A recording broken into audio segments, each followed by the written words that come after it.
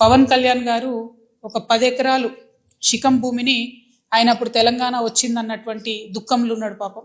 2014లో 11 రోజులు అన్నం తినలేదు, బాగా బాధపడుకుంటా ఏడ్చుకుంటా తెలంగాణలో ఒక 10 ఎకరాల శిఖం భూమిని ఆయన కొనుక్కున్నాడు.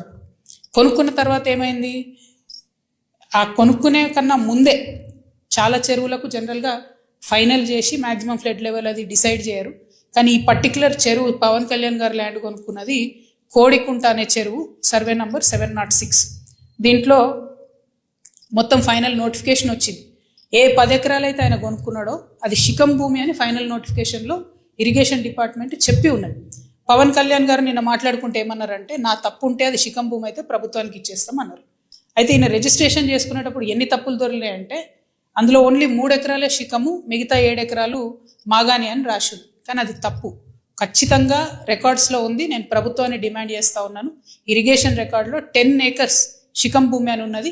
ఆ కాయిదాలు మా దగ్గర ఉన్నాయి, కానీ ప్రభుత్వం దగ్గర ఆల్రెడీ డేటా ఉంటుంది కాబట్టి మీరు చర్యలు తీసుకోవాలని డిమాండ్ చేస్తున్నాను. పవన్ కళ్యాణ్ గారు నేను అడిగేది ఏంటంటే, మీరు వాపస్ ఇస్తా అన్నారు కదా, వాపస్ ఇచ్చేసేయండి. మామూలు రైతుల దగ్గర తీసుకున్నప్పుడు కాంపెన్సేషన్ ఎట్లా ఇస్తారో గవర్నమెంట్, మీకు కూడా ఏ టీడీఆరో ఏ పైసలు ఇస్తారు, అర్జెంటుగా వాపస్ ఇచ్చేసేయండి.